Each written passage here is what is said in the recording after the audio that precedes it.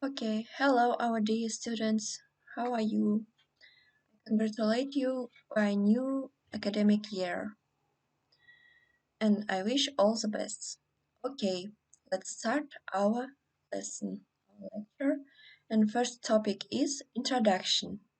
Subject, object, goals, and objectives of speech therapy examinations or survey.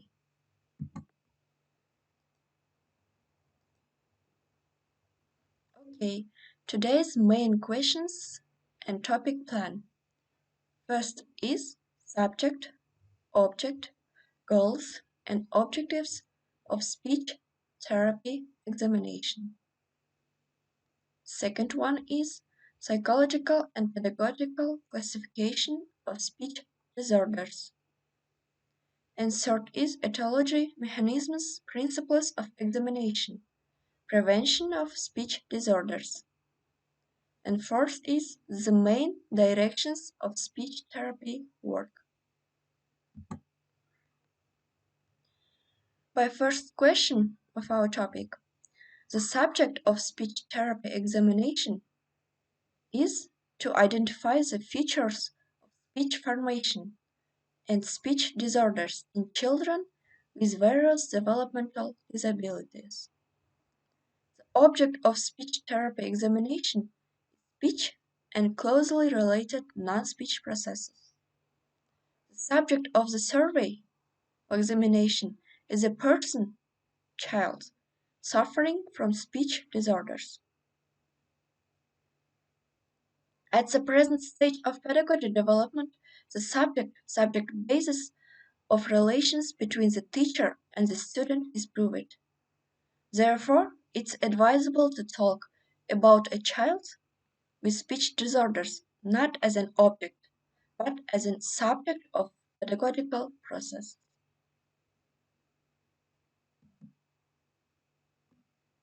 Okay, let's continue. The purpose of speech therapy examination is to determine the ways and means of correctional and developmental work and learning opportunities for the child based on the identification of his or her lack of information or speech disorders.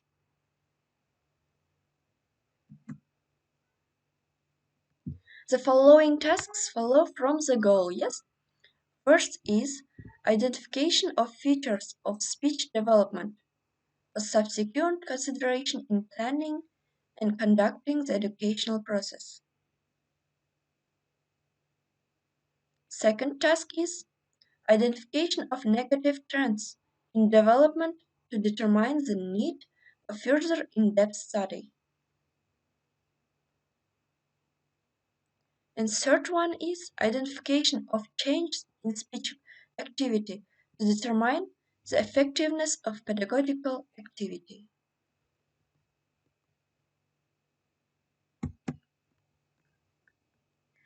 Also issues are highlighted, therefore there are 5 all. And first is identifying the volume of speech skills.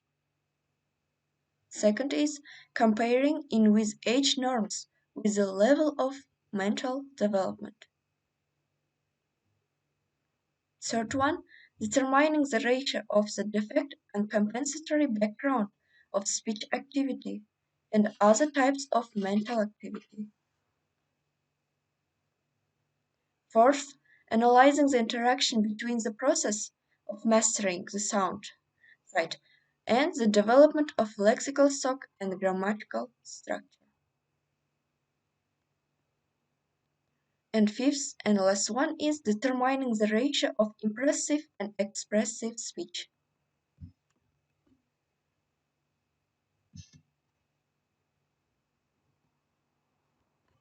Modern classifications of speech disorders are aimed at the systematization of anomalies that occur in almost every child with different developmental abnormalities.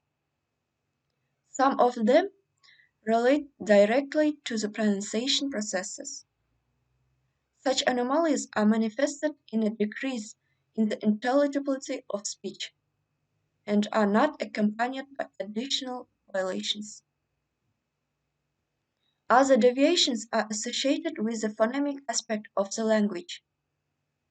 They express it not only by defects in pronunciation, but also by insufficient mastery of the sound composition of words. This, in turn, entails a violation of reading and writing. The third category of anomalies includes communicative deviations. They create obstacles in the education of the child in school and interfere with social adaptation. Children who are diagnosed with speech disorders are of a particular category. They retain intellect and hearing, but the existing deviations negatively affect the other sides of psyche. Today, all deviations are systemized in two ways. The first is format clinical pedagogical classification of speech disorders. It includes two groups of deviations. The first is formed by violations of the oral, and the second, written speech. These groups, in turn, are divided into subgroups. The second classification is psychological and pedagogical. Its origin is due to the need for group work. For logopedic impact on the team, it was necessary to find general patterns of manifestation of speech defects with various forms of anomalies. Okay, therefore main questions to reinforce. Now I will read you question and you will answer yes. First is speech therapy is A. The science of psychophysical features of development of children with mental or physical disabilities, the laws of their education and upbringing. B. The science of speech disorders, methods of their prevention, detection, and elimination by means of spatial training and education. Speech therapy studies the causes, mechanisms, symptoms, cause, structure of speech disorders, and the system of corrective action. And the last answer, C. The branch of defectology that studies the problems of education and training of mentally retarded people and issues of their social rehabilitation. It was first question. And the second one is speech disorders are characterized by the following features.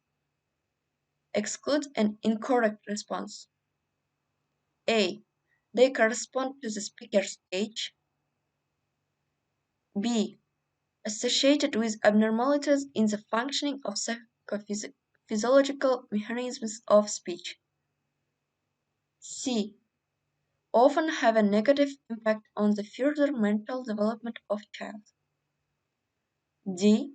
They are stable and don't disappear on their own.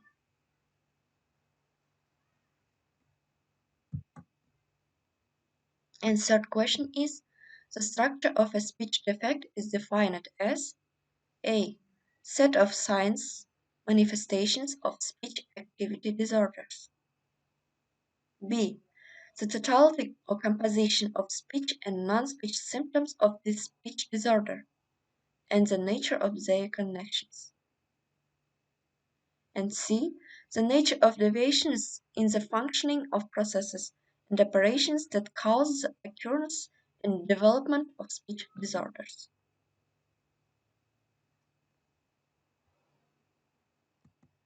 Okay, it's main literature that you can use to prepare for our practical works. Yes, they're given all 7 books. First is they're all in Kazakh, but you can use this information and translate to English. Yes, and prepare. Okay, see you.